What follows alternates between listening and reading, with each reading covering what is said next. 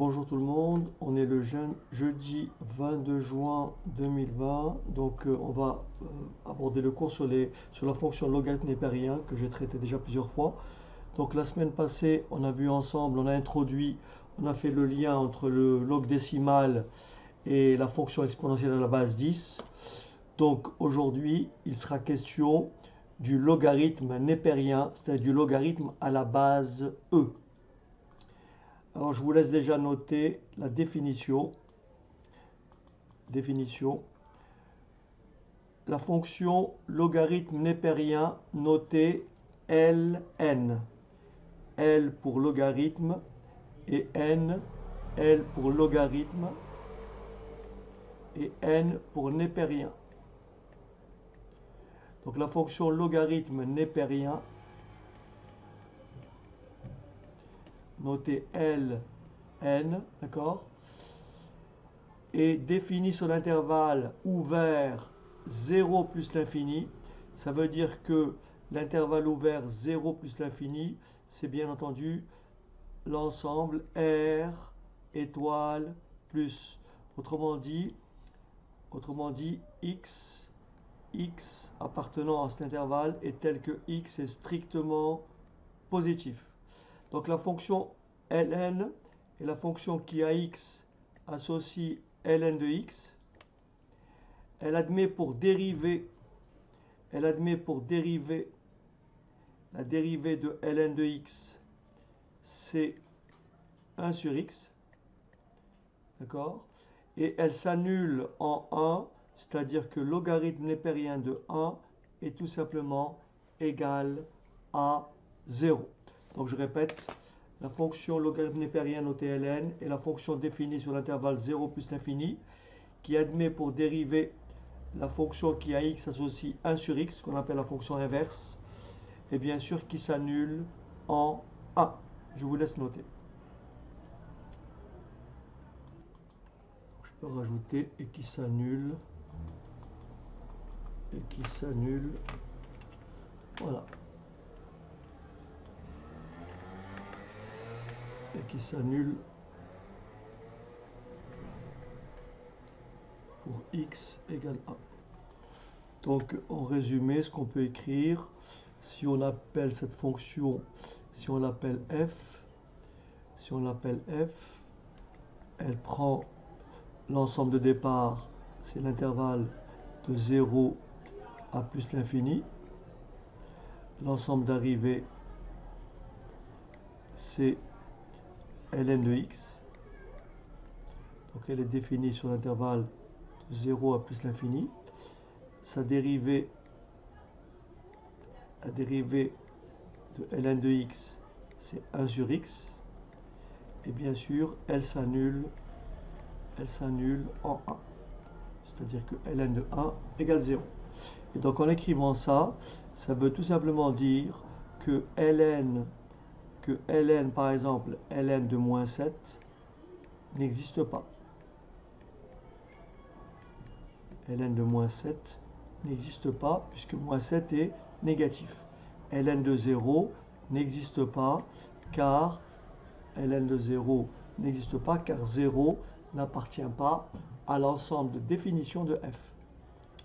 Donc on peut un peu résumer plus proprement et écrire ceci.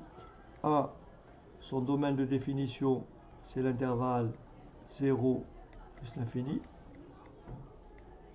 2, la dérivée de ln de x, c'est 1 sur x. Et 3, elle s'annule en 1. Voilà ce qui caractérise la fonction ln. Alors, qu'est-ce qu'on peut dire maintenant? Quelles sont les conséquences de ça? Regardez bien les conséquences. Comme la fonction ln est définie et dérivable sur l'intervalle 0 plus l'infini, et que sa dérivée c'est 1 sur x, mais comme x est positif, alors sa dérivée est positive. Par conséquent, il faut retenir que la fonction ln est strictement croissante. La fonction ln est strictement croissante sur l'intervalle 0 plus l'infini. Et il faut savoir qu'il existe un nombre E noté, nombre E tel que ln de E égale 1. Donc si je dresse le tableau de variation de la fonction ln, voilà ce que ça va donner. Là, c'est le tableau de variation de la fonction ln.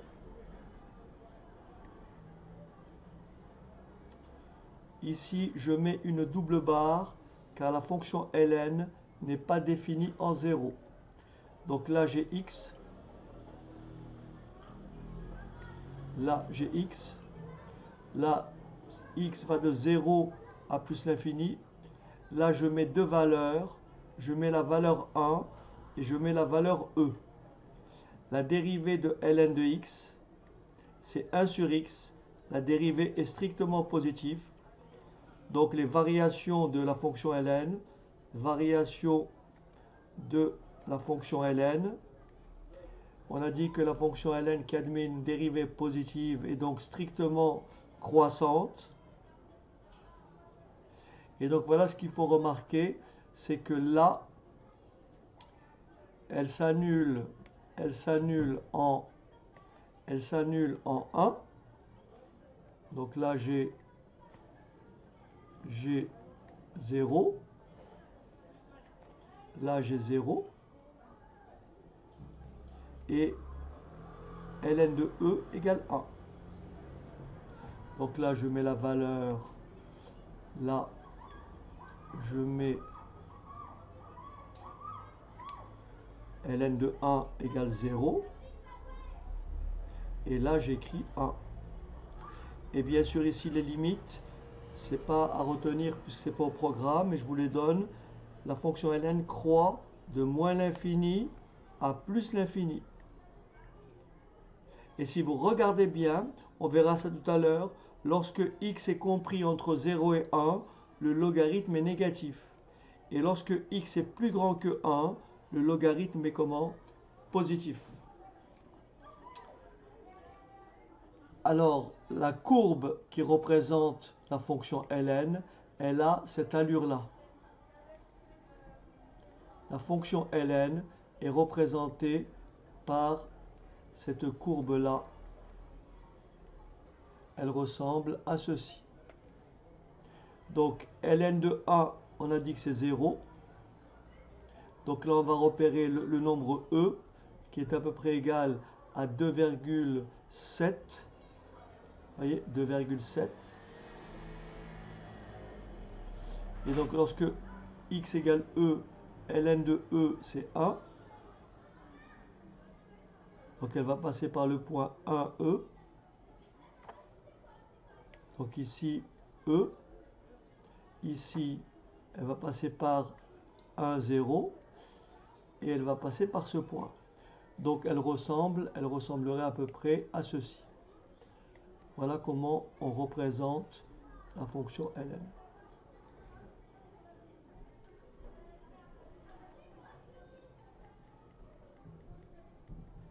Voilà.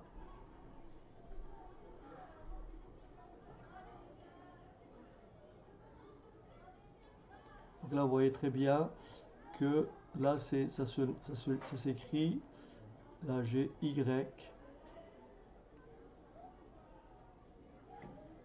là j'ai y égale ln de x. Et vous voyez très bien, entre 0 et 1, le logarithme est négatif. Vous voyez, entre 0 et 1, le logarithme est négatif. Et de 1 à plus l'infini, vous voyez, de 1 à plus l'infini, le logarithme est positif. Et là, ln de e, c'est 1. Ok. Allez, je vous laisse noter tout ça.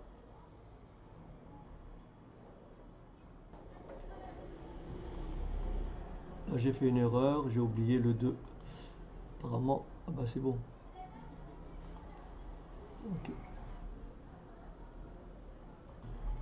Donc la fonction ln, elle ressemblerait à ça. Donc si j'entre ici y égale ln de x. Donc voilà ma courbe, ok. Voilà ce qu'on disait tout à l'heure. Voilà. Et donc là, si vous regardez bien, vous avez bien ln2, ln2a.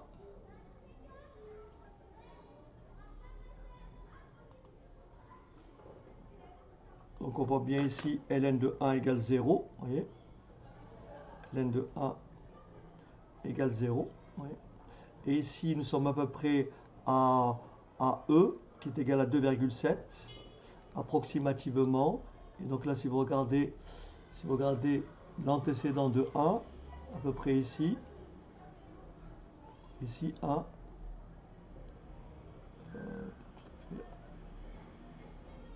voilà, quoique j'avais beau. Donc là, on est à peu près à 3.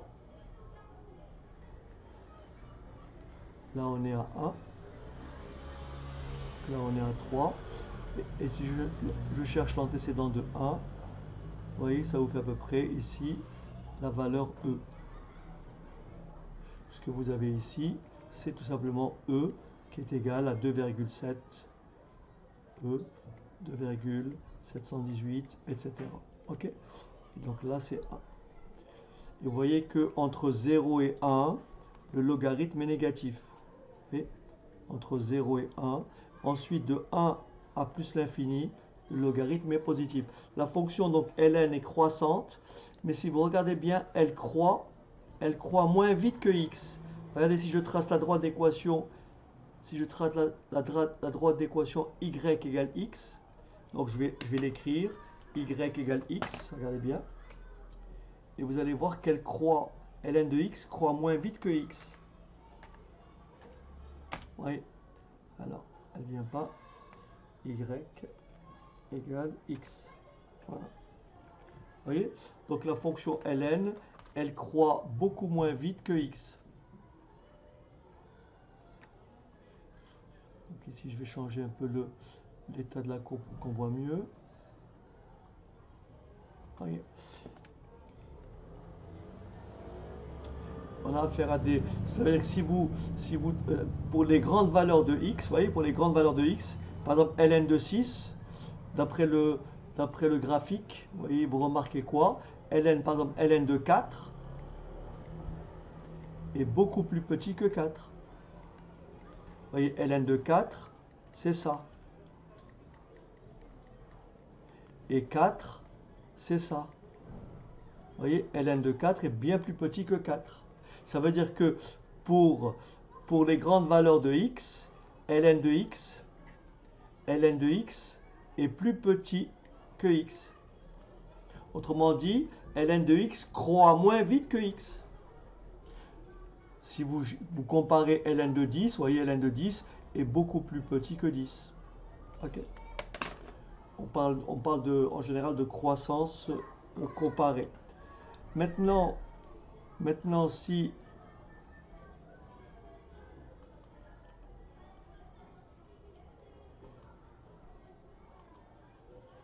j'ouvre pour un peu voir les valeurs que prend ln de x, si j'ouvre ici, moi je vais essayer de grossir un peu pour que vous puissiez voir. Donc voilà.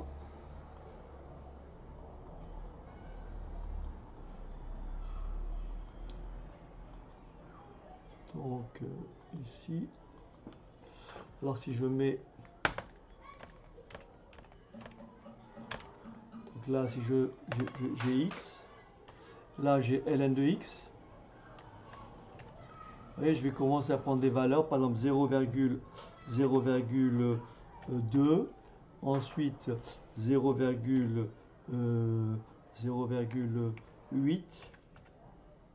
ou 0,9, ensuite je vais passer à 1, ensuite je vais passer à 1,2 et 1,4. Tiens, je vais monter un peu plus. 1,8.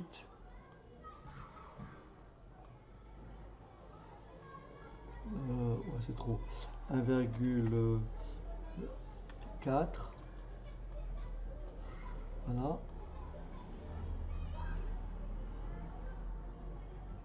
Donc si là j'entre ma formule égale ln de x, ln de la cellule D3, ln de la cellule D3, alors je répète, y égale ln, forcément ça doit m'ouvrir une parenthèse, et donc la cellule D3, je ferme la parenthèse, et ça me renvoie bien une valeur négative, vous voyez, ça me renvoie une valeur négative parce que x est compris entre 0 et 1, vous voyez.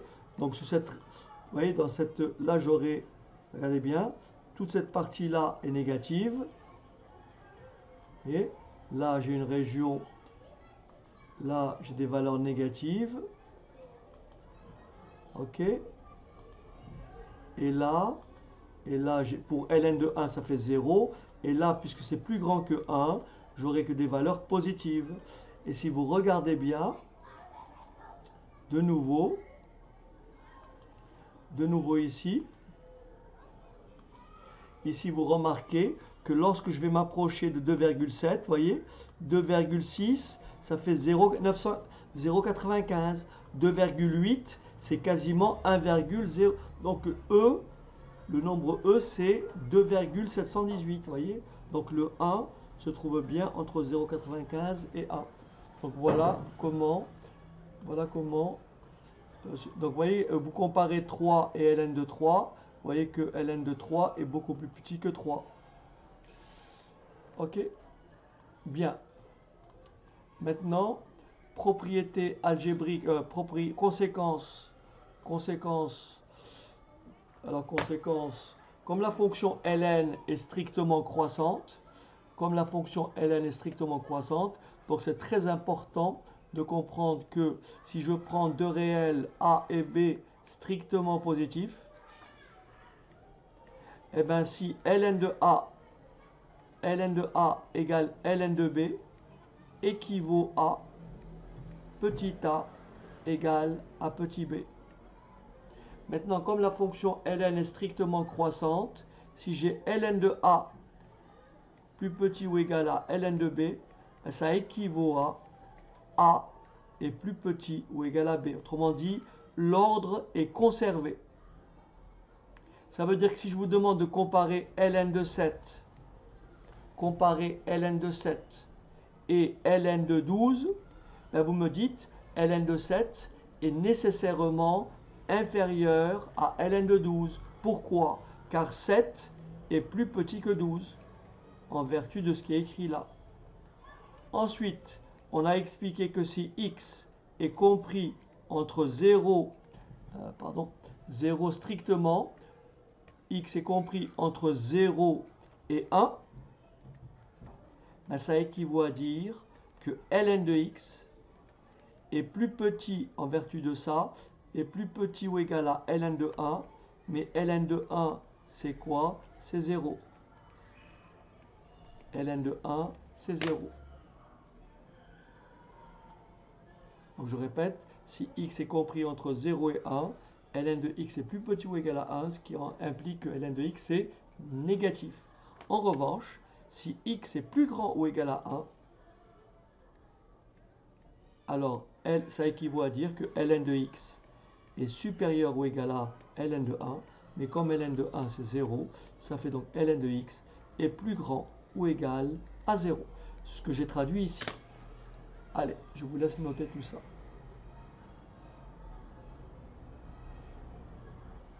Alors un exemple, admettons qu'on me demande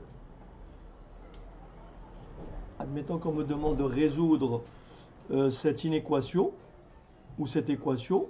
Par exemple, résoudre cette équation, ln de x moins 3 égale ln de 7. Étape numéro 1, il faut donc s'assurer que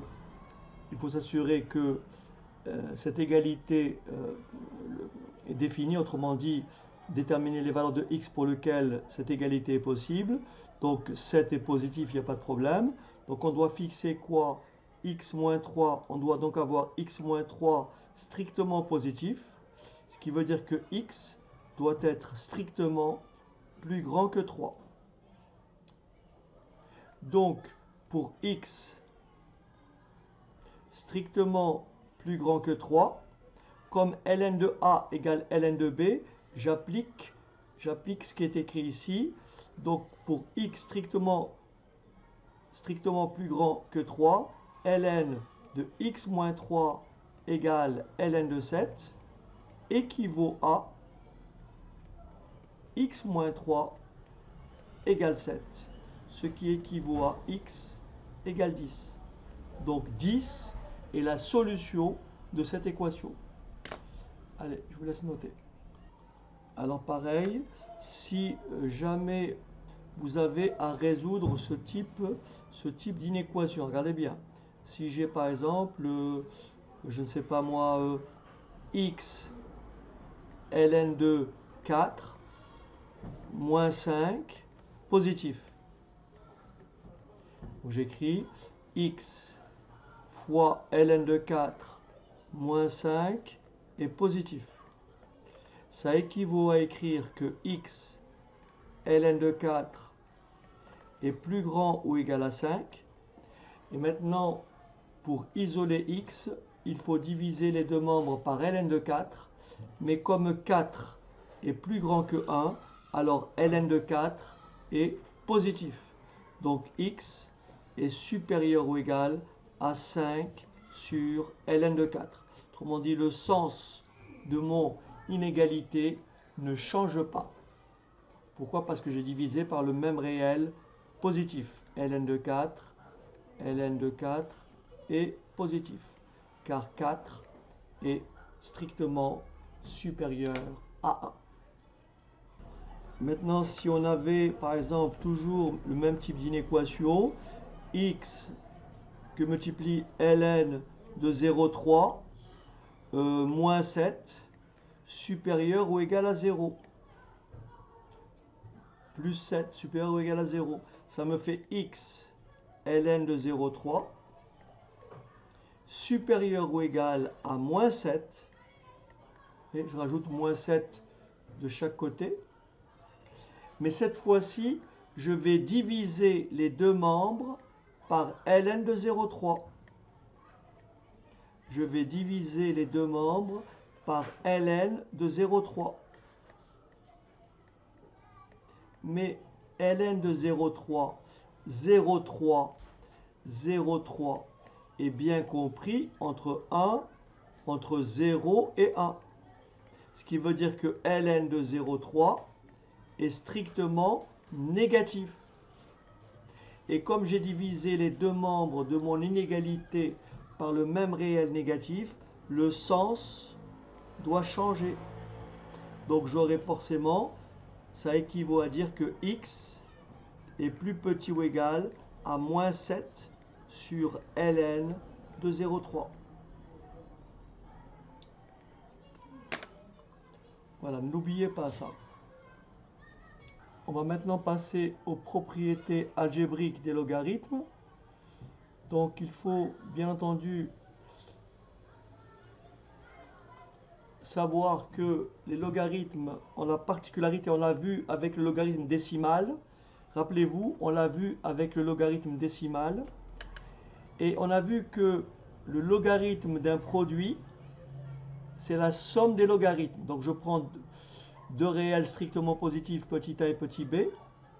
Eh bien, on démontre très aisément que donc ln de a fois b est égal à ln de a plus ln de b. Si vous prenez votre calculatrice et si vous entrez ln de 6, pour regarder ce que ça vous donne, vous entrez ln de 2 plus ln de 3, et bien vous trouverez la même valeur. Si vous faites ln de 6, donc ln de 6, ça fait 1,79, 17, etc. Et bien, si vous faites ln de 2 plus ln de 3, vous trouverez exactement la même valeur. Donc le logarithme d'un produit est égal à la somme des logarithmes. Est-ce que vous avez compris? Maintenant, ici, par extension, si je prends petit n comme un entier naturel, vous savez que ln de a à la puissance n, c'est comme si j'écrivais ln de a que multiplie a, etc., etc., que multiplie a, et là j'ai n facteurs. N facteurs. J'applique ce qui est au-dessus, ce qui me fait ln de a exposant n égale ln de a plus ln de a plus ln de a. Et ce, combien de fois ln de a? Ln de a exposant n est tout simplement égal à n fois ln de a. C'est ce que j'ai ici. Donc je répète, ln de a fois b, c'est ln de a plus ln de b.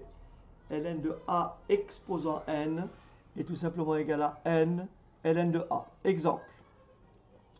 Si vous entrez ln de 8, alors ln de 8, c'est à peu près égal à... Alors ln de 8, c'est à peu près égal à 2,079, etc. Mais qu'est-ce que c'est 8? C'est 2 au cube. 8, c'est 2 au cube. Et bien, si vous faites 3 ln de 2, ben, vous trouverez la même valeur. Autrement dit, ln de 2 au cube est tout simplement égal à 3 fois ln de 2.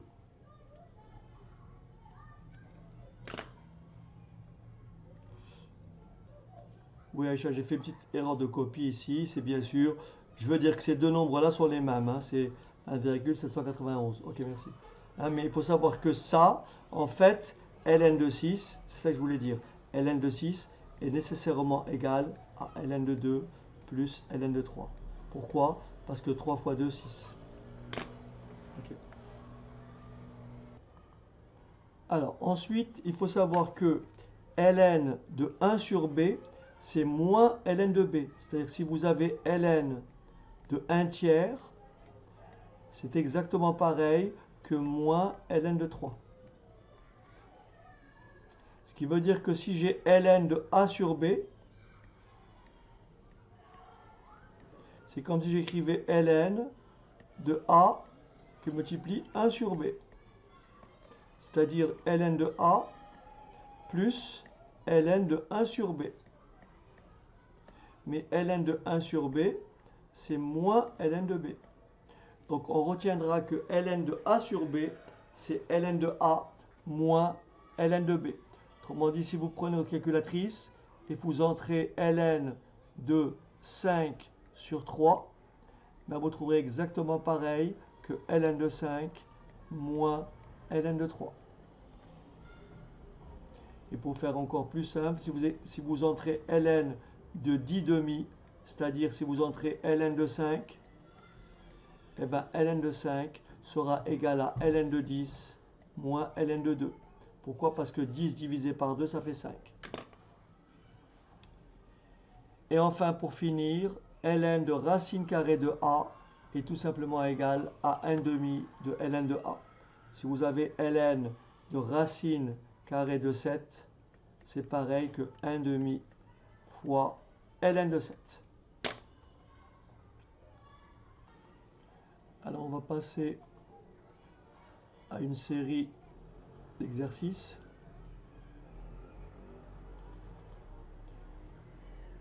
Voilà, donc par exemple, nous avons la série d'exercices suivants. Résoudre donc les équations suivantes.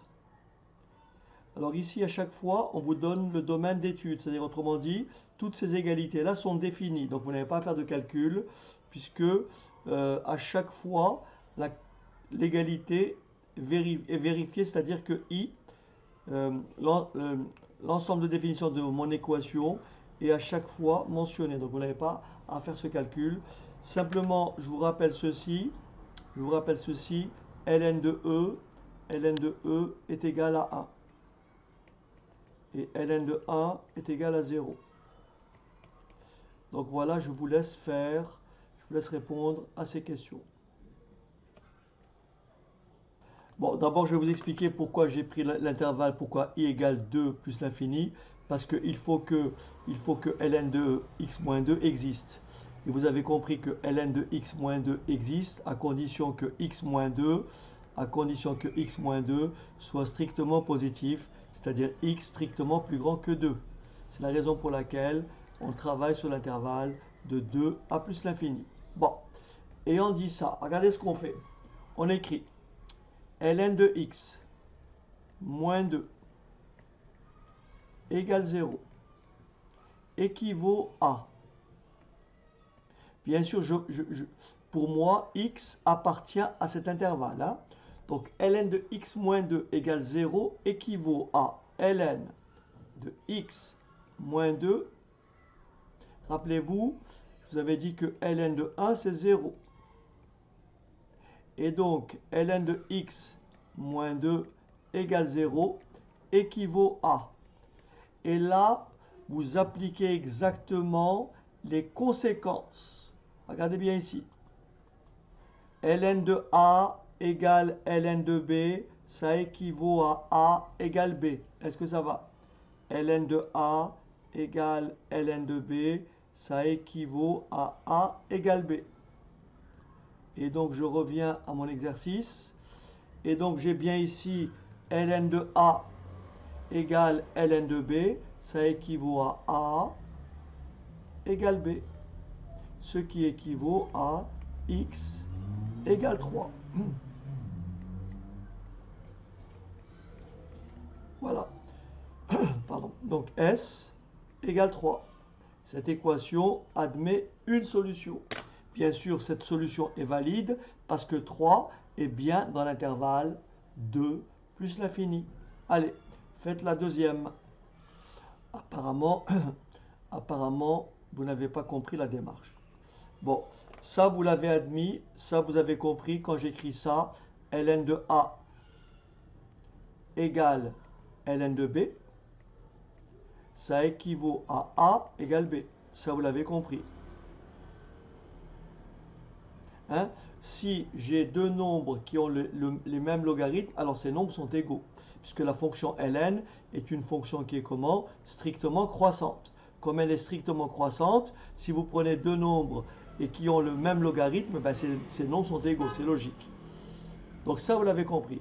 Vous avez aussi compris que ln de 1, c'est 0. Ça, c'est la définition. Donc, quand j'ai ln de A égale ln de B, ça équivaut à A égale B. Donc ça, vous l'avez compris. Donc ici, je vais travailler sur l'intervalle de 2 à plus l'infini. Donc j'ai ln de x moins 2 égale 0. Mais je sais que ln de 1, c'est 0. Donc je remplace 0 par sa valeur.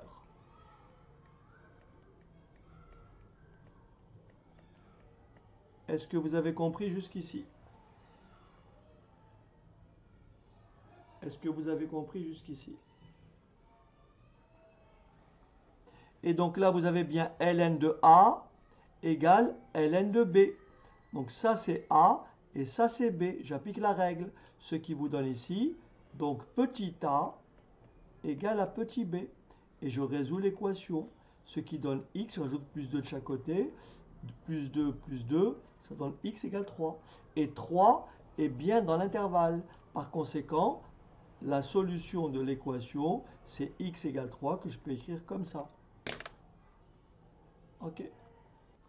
Alors, est-ce que quelqu'un a la réponse à la question 2? Ln de x égale 3.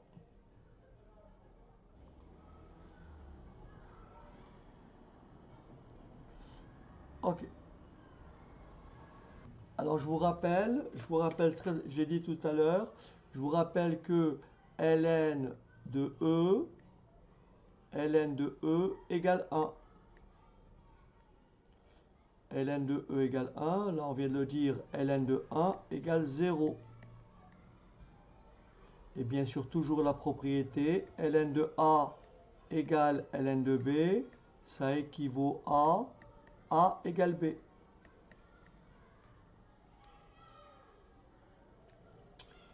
Alors on y va.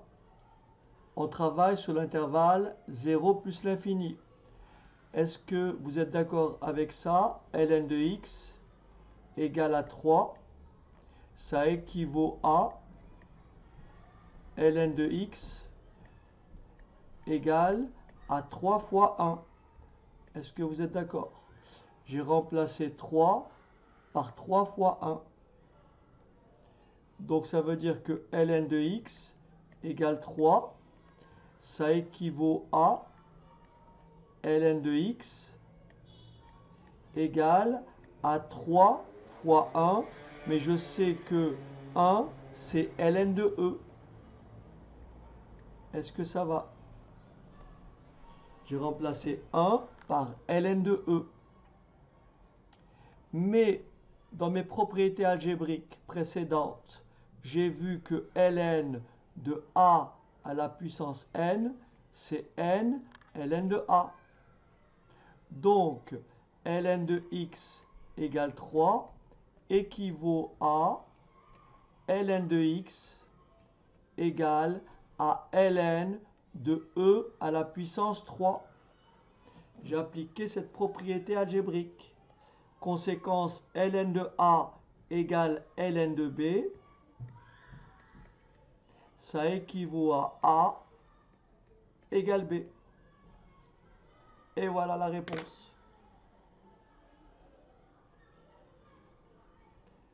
Est-ce que ça va? Appliquer cette propriété. Ln de a à la puissance n égale à n ln de a. Vous voyez?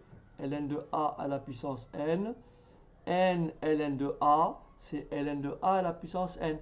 N ln de a égale ln de a à la puissance n. D'accord?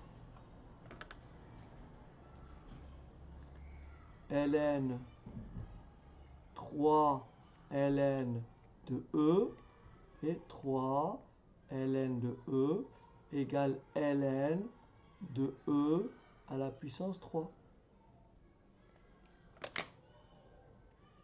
Ok. Allez, on passe au suivant. Ok.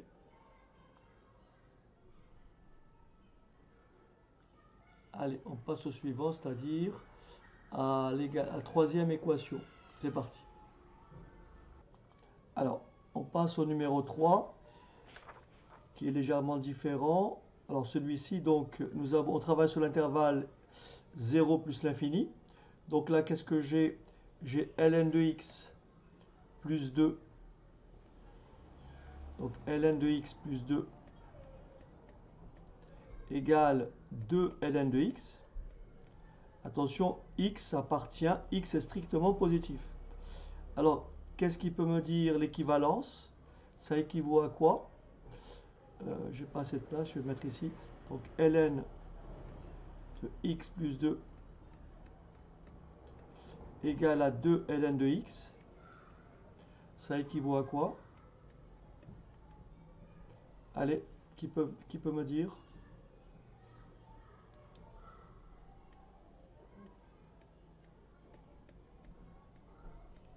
Égal à combien? Rappelez-vous la propriété algébrique. Rappelez-vous n ln de a, n ln de a, n ln de a égale ln de a à la puissance n. Donc 2 ln de x, 2 ln de x, 2 ln de x est bien égal à ln de x au carré. Est-ce que tout le monde a suivi? Est-ce que ça va? Non, pas là, Anderson. D'accord?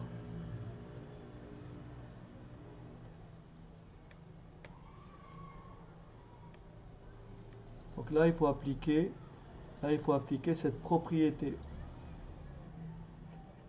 Cette propriété n ln de A est égal à ln de A à la puissance n. Donc 2 ln de x, c'est ln de x au carré. Est-ce que ça va? Et donc maintenant, j'ai ln de A égale ln de B. Maintenant, j'ai ln de A égale ln de B, ce qui vous donne A égale B. Est-ce que ça va? Voilà, exactement. Et là, j'ai une équation du second degré que je peux résoudre ainsi. X au carré moins x moins 2 égale 0.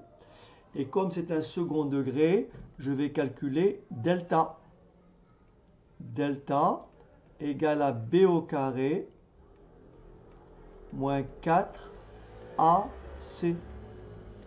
Donc delta égale 9. Ce qui veut dire que mon équation admet deux solutions. Mais attention, les deux solutions doivent être toutes les deux positives. Parce que je travaille dans l'intervalle de 0. Je travaille sur l'intervalle i, c'est-à-dire de 0 à plus l'infini. Donc il faut m'assurer que mes deux valeurs sont strictement positives. On va voir.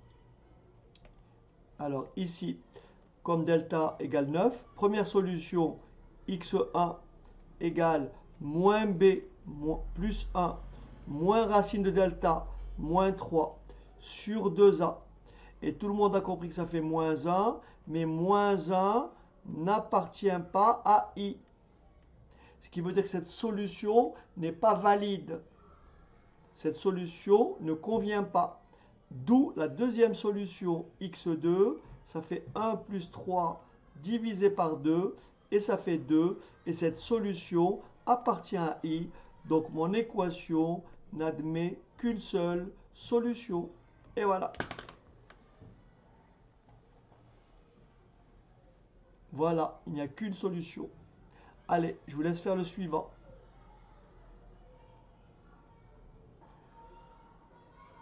Alors on efface et on y va pour l'avant-dernière. Donc exactement pareil que la deuxième. Donc ici on travaille sur l'intervalle 2 plus l'infini. Donc là je vais écrire mon égalité. Donc je vais remplacer, donc j'ai ln de x moins 2 égale 5. Ça équivaut à dire que c'est égal à, nous avons une égalité équivalente, ln de x moins 2, et je remplace 5 par 5 fois 1. Ce qui équivaut à ln de x moins 2 égale à 5 ln de e. Rappelez-vous, ln de e, c'est 1. Voilà. Et ensuite, ça équivaut à ln de x moins 2 égale ln de e exposant 5. Et là, j'ai ln de a égale ln de b. Ben, ça équivaut à a égale b. Ce qui équivaut à x égale à 2 plus e5. Donc l'équation admet une solution. Et voilà. Et cette valeur-là, bien sûr, est dans l'intervalle.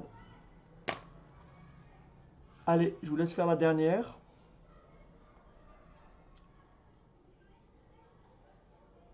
Allez, c'est parti pour la dernière. Donc cette fois-ci, il faut toujours s'arranger pour avoir du ln de a égale ln de b. Donc là, j'ai bien une somme. Rappelez-vous ici, ln de a plus ln de b, c'est ln de a fois b. D'accord? Et n ln de a, c'est ln de a exposant n. Voilà, donc ici, je vais d'abord transformer ceci. Alors, on y va. Ça fait donc ln de a plus ln de b. Donc, j'écris mon égalité. Ln de 2x plus 3 plus ln de 3 égale à 2 ln de x. Ça équivaut à ln de a fois B égale n ln de A, c'est ln de A à la puissance n. Donc 2 ln de x, c'est ln de x au carré. Et là, j'ai quoi? J'ai ln de A égale ln de B, ce qui équivaut à 3 fois 2x plus 3 égale x au carré. Je développe, ce qui fait 6x plus 9 égale x au carré, ce qui équivaut à x au carré moins 6x moins 9 égale 0. Et je vais donc calculer delta. Delta égale 36 moins 4 fois A fois C, ce qui fait delta égale 36 plus 36. Et ça fait 72. Et 72, c'est 2 fois 36. Donc mon équation admet deux solutions.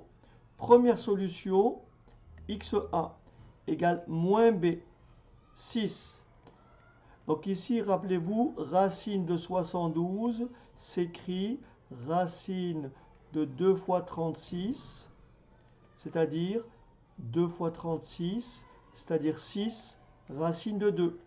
Donc racine de 72, c'est moins 6 racine de 2, le tout sur 2, ce qui est égal à 3 moins 3 racine carrée de 2. Et cette valeur-là ne convient pas.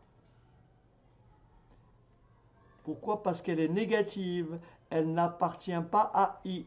Deuxième solution, 6 plus 6 racine carrée de 2 sur 2, c'est-à-dire tout simplement 3 plus 3 racine carrée de 2.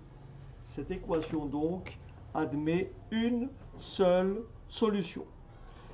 Je fais juste un dernier exercice avant de nous quitter. 6. Dernier exercice. Donc l'énoncé il est là. L'énoncé il est là. Écrire ces nombres-là, écrire tous ces nombres-là, ces quatre nombres-là, écrivez-le sous la forme d'un seul logarithme. Présentez tous ces résultats à l'aide d'un seul logarithme. Allez-y.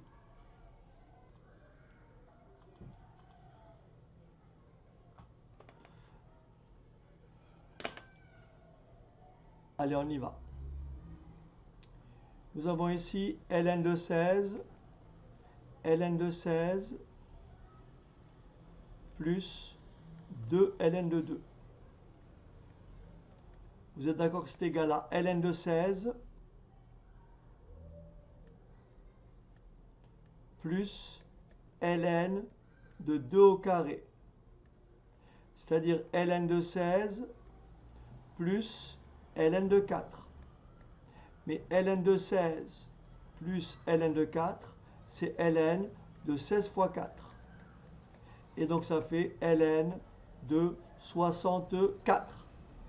Voilà, j'ai présenté cette écriture-là, ce nombre-là, sous la forme d'un seul logarithme. Je vous invite à faire le deuxième. Regardez bien. 2 ln de 3 moins ln de 5. C'est égal à ln de 3 au carré moins ln de 5, qui est égal à ln de 9 moins ln de 5. Et là, j'applique cette règle. Ln de A moins ln de B est tout simplement égal à ln de A sur B. Enfin, ici, 1 plus ln de 3. 1, c'est ln de E, plus ln de 3. Résultat, ça fait ln de 3 fois E. Voilà. Et enfin, le dernier, celui-ci, le dernier. J'écris donc, alors je vais prendre une couleur, j'écris donc ln de 24. Je vais garder le moins ln de 3 au carré, moins ln de 2 au cube, ce qui me donne ln de 24, moins ln de 9, moins ln de 8, ce qui me donne ln de 24, moins entre parenthèses, ln de 9, plus ln de 8, qui est égal à ln de 24, moins ln de 9 fois 8, ln de A moins ln de B, c'est ln de A sur B. On simplifie par 24, ce qui me donne ln de 1 sur 3. Et voilà. Je vous laisse copier tout ça. Anderson, j'ai mis moins en facteur. Anderson, j'ai mis ici moins en facteur, tu vois. Donc là, ça devient ln de 9 plus ln de 8. J'ai mis entre parenthèses. J'ai mis le moins devant, ok? Et après, j'ai ici ln de A plus ln de B qui est égal à ln de 9 fois 8, 72. Et ensuite, j'ai ln de A moins ln de B qui est égal à ln de A sur B. Et j'ai simplifié par 24. Ce qui donne ln de 1 tiers, ok? Voilà, ainsi s'achève la séance d'aujourd'hui. Et donc, je vous dis bonne soirée. Et donc, à la prochaine fois. Bonne soirée. Allez, à bientôt.